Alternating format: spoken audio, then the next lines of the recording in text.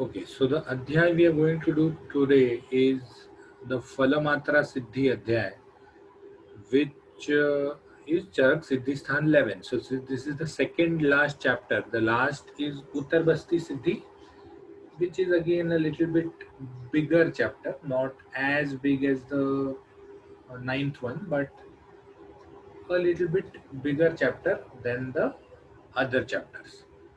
Phalamatra Siddhi Adhyay is when they are trying to speak about the whole discussion in Phalamatra Siddhi Adhyay focuses around animals.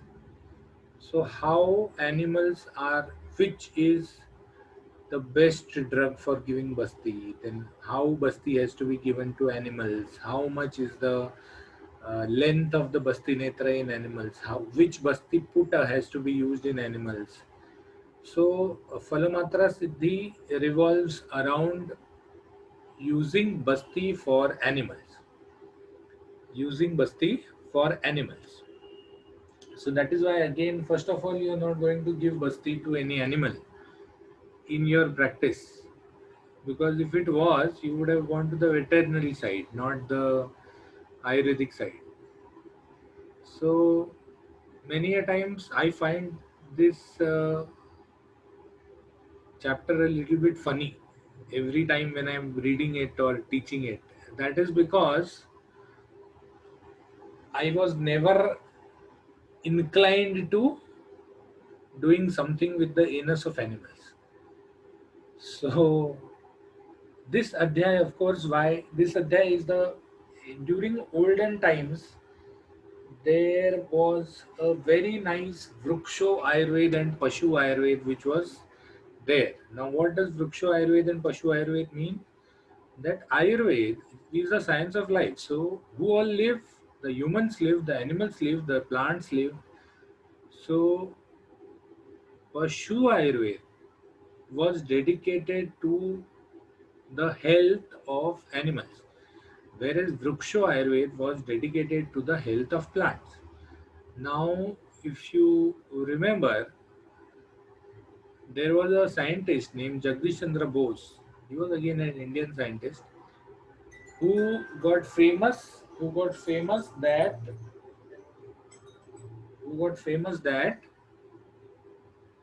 he proved that plants are living beings. Plants are living beings, or something like that. But when it comes to Vruksho Ayurveda, Ayurveda is the science of life. So that means it was already known that plants are living beings.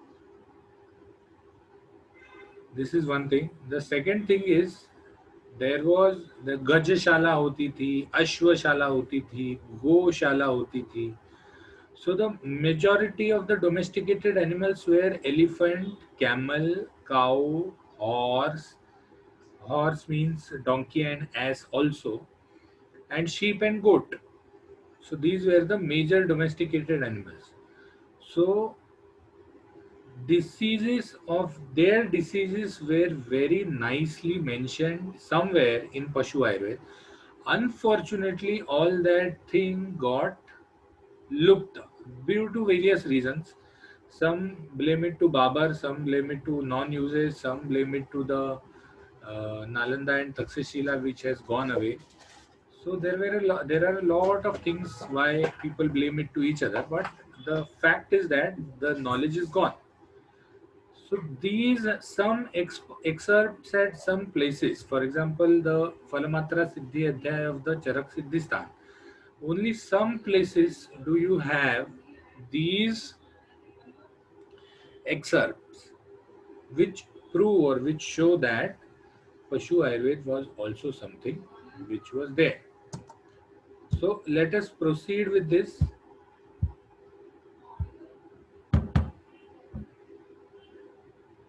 So what has been discussed in this chapter is first, which is the Shrestha Dravya in a Kashaya Basti. Now, if you understand, Charak has a lot of symposiums. You can take this to be one of the symposiums in which one person propounds which dravya he feels is shrestha, while the other person fallacies him down or makes him or proves him wrong, and then propounds another.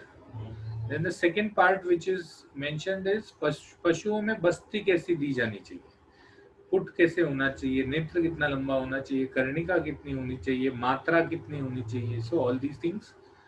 And बस्ती से संपूर्ण देह के दोष कैसे शांत हो जाती है.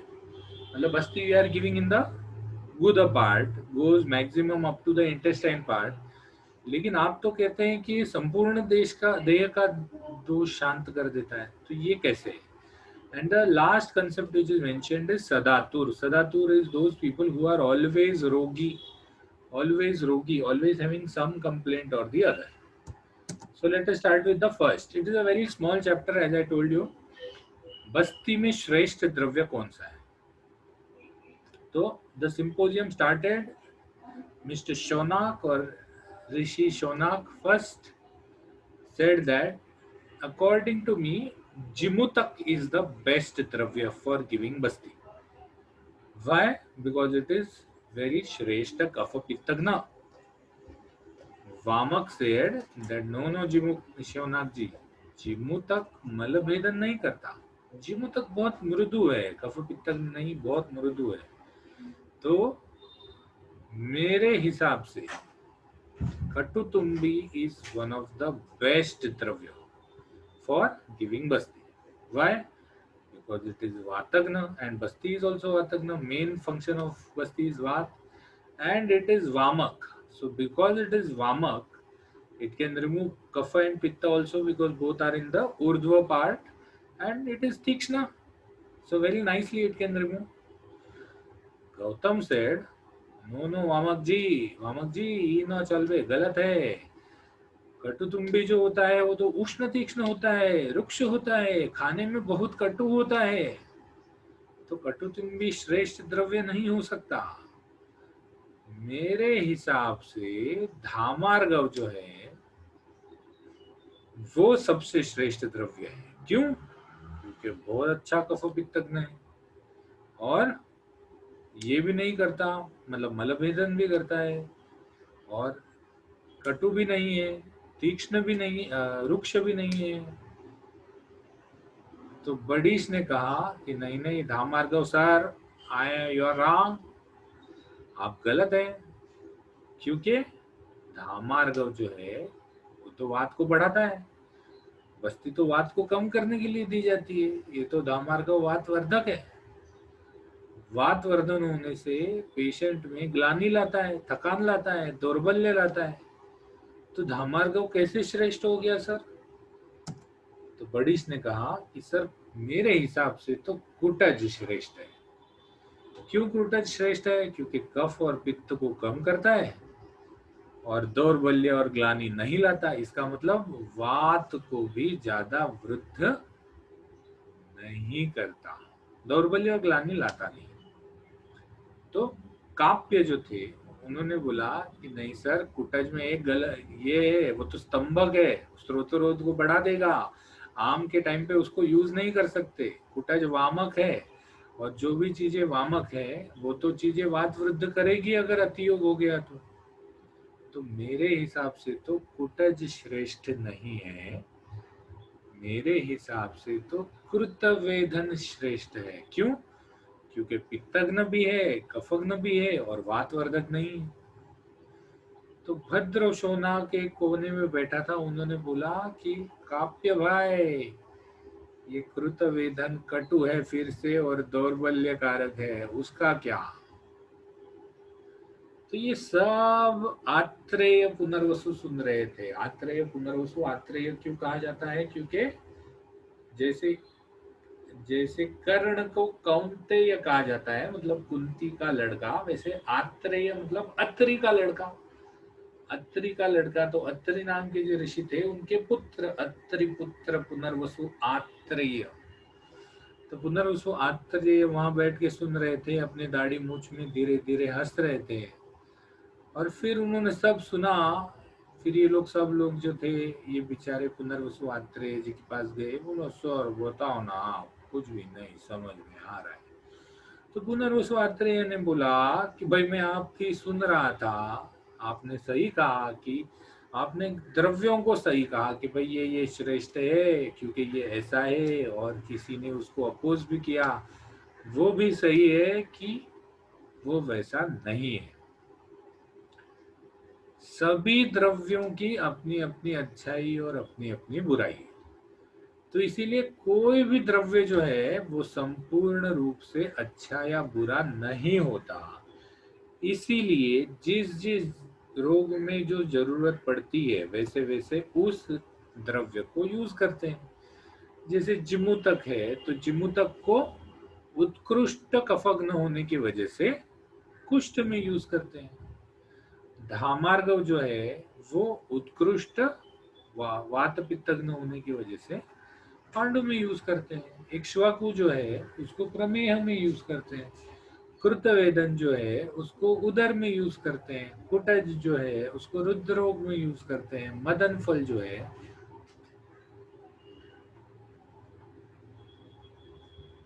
उसको सर्व रोग में यूज करते हैं। सभी रोगों में यूज कर सकते हैं। तो मदन फल को श्रेष्ठ क्यों मान रहा हूं मैं? कारण क्या है? तो मदन फल थोड़ा सा मधुर है, थोड़ा सा कषाय है, थोड़ा सा तिक्त है, थोड़ा सा कटु है। तो कटु तिक्त कषाय से पित्तग्न कफग्न हो जाता है, मधुर से वातग्न हो जाता है, और मधुर और तिक्त से मधुर तिक्त कषाय से पित्तग्न हो जाता है। तो तीनों दोषों को शांत कर देता है। रुक्ष है, कफ को घटाता है। उष्ण है, वात को घटाता है। संग्राही है, आम को कम करता है। कफ पित्तग्न है, अविपत्ति कारक है। कोई भी मदन फल अगर योग्य मात्रा में दें तो कोई भी साइड इफेक्ट दिखता नहीं है। और वातानुलोमक है। वातानुलोमक मतलब वात की प्राकृतिक गति करवाने वाला। तो इसीलिए मदन फल श्रेष्ठ है। फिर किसी ने बोला कि सर मेरे को ये बताओ ना कि आप तो बोल रहे हो कि जो सिद्ध बस्ती है वो तो नाभि तक ही जाती है। तो अगर वो नाभि तक ही जाती है तो शरीर के दोषों का शोधन कैसे करती है? शरीर के दोषों को कैसे निकालते हैं? तब अत्रेय ने कहा कि भैया मैंने पहले ही बता दिया था वातकलाकली अध्याय में कि शरीर एक यंत्र है और इस यंत्र का धर्ता धारण करने वाला वात है। तो सभी दोषों के प्रकोप का कारक जो है वो वात है। मतलब वात बढ़ जाता है, प्रकोपित नहीं हो जाता। अगर पित्त प्रकोप हुआ है या कफ प्रकोप हुआ है तो भी अगर वो फैले हैं यहाँ वहां या अपने स्थान में वृद्ध है तो उसका कारण ये है कि उसको पीछे से कौन हवा मार रहा है।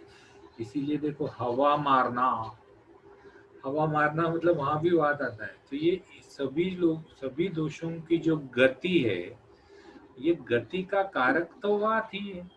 तो अगर हम दोषों की गति को शांत कर दें तो ये दोष के प्रकोप भी शांत हो जाएंगे। तो वैसे ही बस्ती का वात अगर शांत कर दे तो सर्व शरीर का वात शांत हो जाएगा, और सर्व शरीर का वात शांत हो जाएगा तो इस वात के झांसे में आए हुए, इस वात की वजह से बढ़े हुए बाकी दोष भी शांत हो जाएंगे। और इसीलिए इसको शोधन कहते हैं। जब मैंने बस्ती चालू किया था तब मैंने ये बताया था कि आप कुछ भी कहो, बस्ती जो है ना, ये भले शोधन चिकित्सा में पकड़ी गई है लेकिन ये शोधन चिकित्सा है नहीं। शोधन चिकित्सा है नहीं, ये शमन चिकित्सा है। तो फिर उसको शोधन चिकित्सा में लिया क्यों गया है? बस्ती को शोधन चिकित्सा में लिया इसलिए गया है क्योंकि बस्ती में जितनी मात्रा में शमन होता है वो परफेक्ट शोधन के लिए, शोधन के जैसा होता है। मतलब इतनी बड़ी मात्रा में अगर हम मुंह से द्रव्य देंगे तो शमन नहीं होता, लेकिन बस्ती से द्रव्य लेने से बहुत बड़ी मात्रा में शमन होता है। इसीलिए बस्ती को आदि चिकित्सा भी कहते हैं, बस्ती को उत्कृष्ट शोधन भी कहते हैं। ठीक है, तो बस्ती बेसिकली वात को फोकस है और पित्त और कफ को बहुत बढ़िया प्रमाण से शमन करते हैं। बस्ती अगर कुछ शोधन करती है तो वो एक ही चीज है, वो मल है। मल का शोधन करती है बस्ती। ठीक है, तो इसके बाद अब उन्होंने पशुओं में बस्ती के बारे में बताया है। मैंने बहुत सारा चीज डिटेल में लिखा है, लेकिन उसका मतलब instead of writing it in the text form, I have taken it in the graph form. तो पशुओं में उन्होंने 5-6 पशुओं का ये किया है।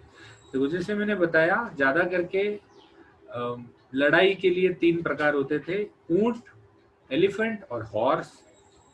और डोमेस्टिकेशन के लिए 2 होते थे, 3 होते थे, कैमल, गोट एंड शीप। जी और एस मतलब गोट एंड शीप।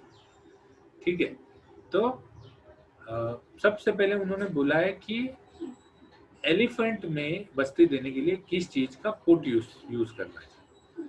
तो उन्होंने कहा कि या तो गोट या शीप का एलिफेंट और कैमल में पुट यूज करना चाहिए। अब आप सोचो, गोट और शीप का पुट जो है वो तो कितना छोटा होता है, तो एलिफेंट को इतनी छोटे से पुट से कैसे बस्ती देंगे। तो इसका शायद अर्थ ये है कि भले वो गोट और शीप का पुट है, लेकिन बहुत सारे गोट और शीप के बस्तियों को एक साथ करके बड़ा पुट बनाने का ये है। This what they are talking is only talking about the material. जैसे मैं मेरे लिए कपड़ा सिलाऊं या मेरे बेटे के लिए सिलाऊं या मेरे डैडी के लिए सिलाऊं, साइज अलग अलग होगा, लेकिन what I say is the material may be the same. तो here they what they are talking about is they are talking about the material. तो गोट और शीप का put for elephant and camel, cow और horse के लिए buffalo का, और गोट और शीप के लिए पुराने बूढ़े बैल का। नेत्र की लंबाई, नेत्र की लंबाई जो है वो एलिफेंट में एक अरतनी, अरतनी मतलब आपकी कोनी से उंगली तक का, ये आपकी हाथ की कोनी से आपके हाथ की उंगली तक का जो डिस्टेंस है, दैट इज एक अरतनी। तो एक अरथनी।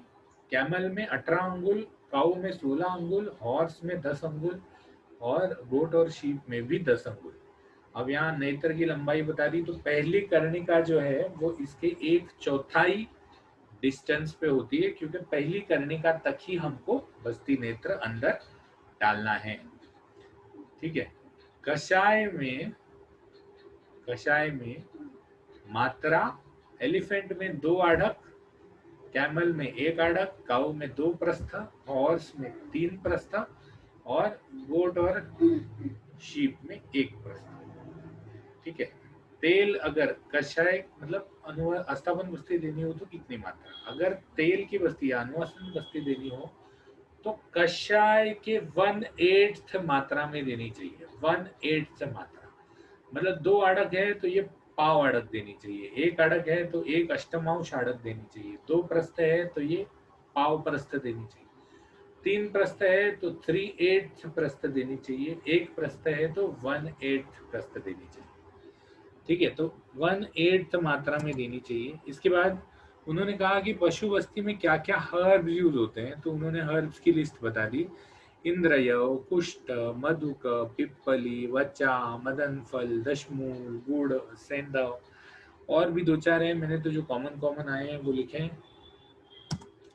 फिर स्पेशल हर्ब्स कौन से डालने हैं किसको, तो अगर हस्ती मतलब हाथी है तो अश्वत्थ, खदिर, वट, आरगवत, शिकुरु। गाय है तो पलाश, देवदारू, रोहिणी। अश्व है, घोड़ा है तो पलाश, देवदारू, द्रवंती। उष्ट्र है, कैमल है तो पिलू, खदीर, आरगवत। आजा है या गोट है या शीप है तो त्रिफला, कपित्थ, बिल्व और कोल। त्रिफला, कपित्थ, बिल्व और कोल।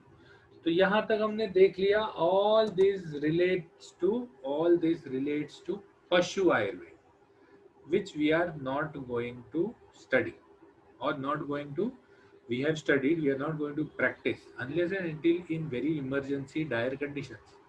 ठीक है, we are really not going to practice, लेकिन knowledge is not bad, so ठीक है, we can refer। अगर चरक संहिता रखनी है तो कभी ना कभी अगर जरूरत पड़ेगी तो रेफर करना है। मतलब मेरे जितने भी दोस्तों ने पूछा है, मैंने पशु आयुर्वेद की शायद फोन पे 2-4 बार ट्रीटमेंट दी होगी। किसी का कुत्ता ये हो गया था, किसी का कोई हो गया था, मतलब घोड़ा हाथी वाले कोई आया नहीं मेरे पास, लेकिन कुत्ता उत्ते वाले आ गए। तो 1-2 बार मैंने बताया था कि भाई कोई आयुर्वेदिक दवा बता सकता है क्या। तो अब हम तो दूर हैं, दोस्त भी दूर हैं, तो ठीक है चलो कुछ कुत्ते के लिए बता दिया, ठीक है भाई ये ले लेना। अब लास्ट पार्ट जो उन्होंने बताया है इस अध्याय में, दैट इज सदातुर। सदातुर, सदातुर का मतलब क्या है? सदातुर का मतलब वो लोग हैं जो सदा आतुर रहते हैं, सदा रोगी रहते हैं, या सदा सिम्टोमेटिक रहते हैं, या फिर हम ये समझ सकते हैं कि जिनको हमेशा कुछ ना कुछ होता रहता है, जिनको हमेशा कुछ ना कुछ होता रहता है। तो सदातुर कैटेगरी में उन्होंने 4 लोग लिए हैं। सदातुर कैटेगरी में उन्होंने 4 लोग लिए हैं। सबसे पहले पुजारी, दूसरा दरबारी, तीसरी मदनारी, और चौथा व्यापारी। ओके, पुजारी मतलब जो मंदिरों में पूजा करता है, या जो ऑफ कोर्स ये भी उतना क्लिनिकली सिग्निफिकेंट नहीं है, लेकिन जो इसके नीचे वाली लाइन है वो बहुत सिग्निफिकेंट है। ऊपर वाली लाइन में ज़्यादा दम बचा नहीं आजकल। तो पुजारी को उन्होंने क्यों माना है? देखो कैसे, मैंने राइमिंग वर्ड्स ढूंढे हैं, मैंने राइमिंग वर्ड्स ढूंढे हैं, ये आपको इसमें नहीं मिलेंगे, मतलब चरक के ट्रांसलेशन में नहीं मिलेंगे, लेकिन मैंने राइमिंग वर्ड्स ढूंढे। पुजारी, दरबारी, मदनारी, व्यापारी।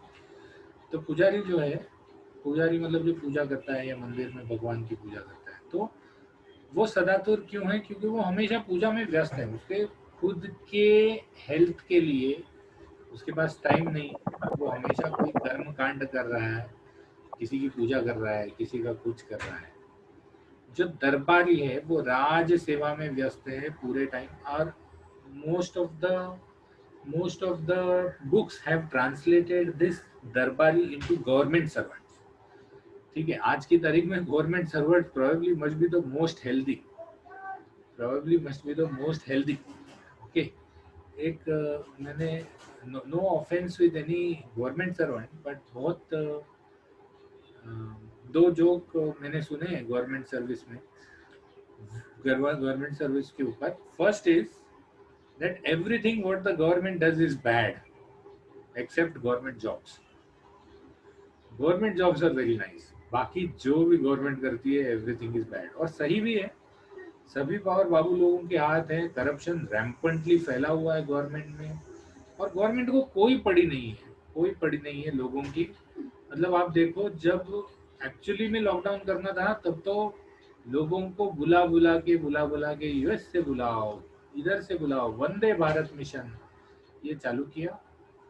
और जब कोरोना फैल गया, मतलब 500 केसेस हो गए, तब लॉकडाउन खुल गया। और अब इकोनॉमी के नाम पर जब 45 लाख केसेस हो गए तो लॉकडाउन खोल दिया।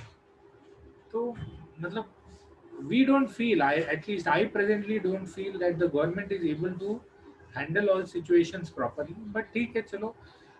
For me every government is the same, मतलब whether it is Congress government, whether it is BJP government, मैं तो लोगों को यही कहता हूँ, but these are my political views, हाँ, I am not putting it on you, आप पे जबरदस्ती नहीं कर रहा। Each person has the right to have his own political views. तो मुझे तो ये लगता है कि all governments are ticks. Ticks मतलब खून चूसने वाले जंतु, ठीक है, be it of any government. और इसीलिए शायद मुझे ये जो पुराने शिवाजी विवाजी जैसे राजा होते थे वो ज़्यादा अच्छे होते थे, सबको सुखी रखते थे, सबका ध्यान रखते थे। But somehow India got democratic. तो अगर आपने ये पढ़ी हुई हो,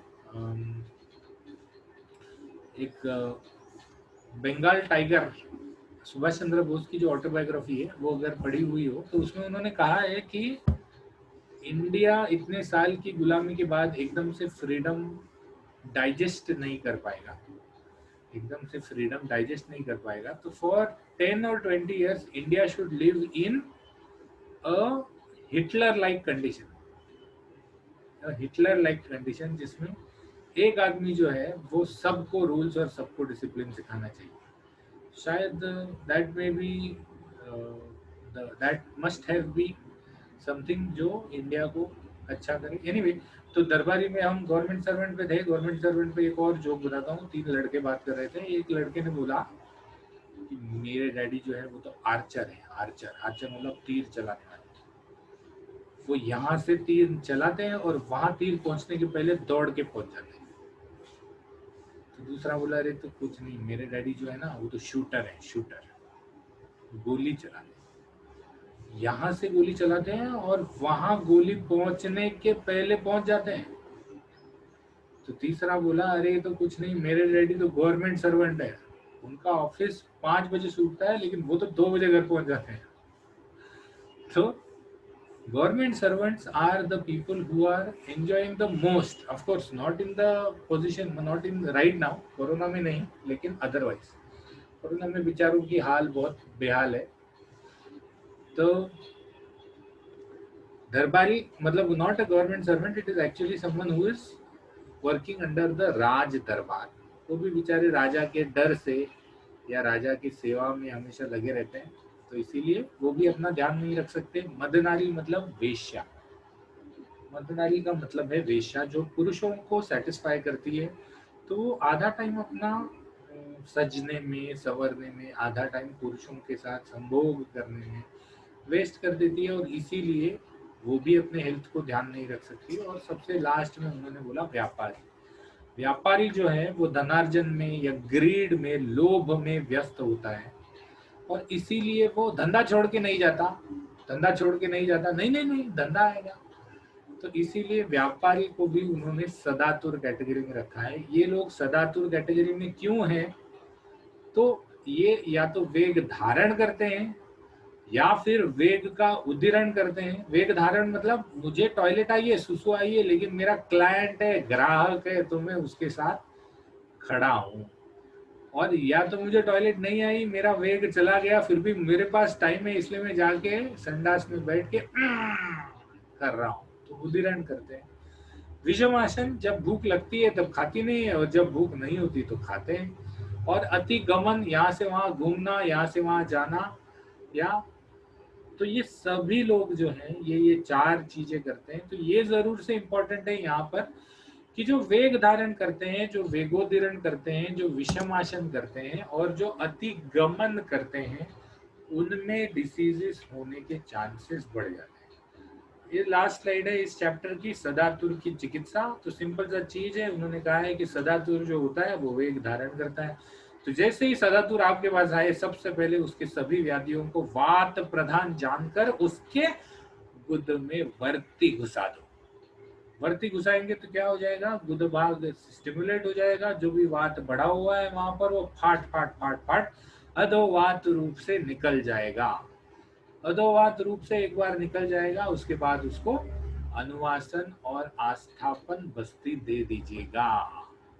ठीक है।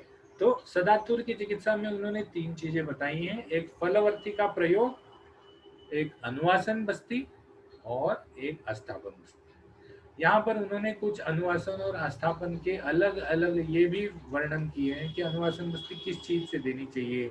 जैसे बिल्व से देनी चाहिए, दशमूल के तेल से देनी चाहिए, वो आप पढ़ सकते हैं। I am only going to tell you the concept that फलवर्ती, अनुवासन बस्ती और आस्थापन बस्ती।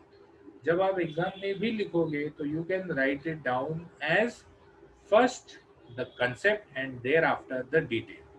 I will be I will be telling you in one lecture after we finish this the 12th chapter also. I will be telling you how to write the theory paper. A very important concept कि theory paper को कैसे लिखें।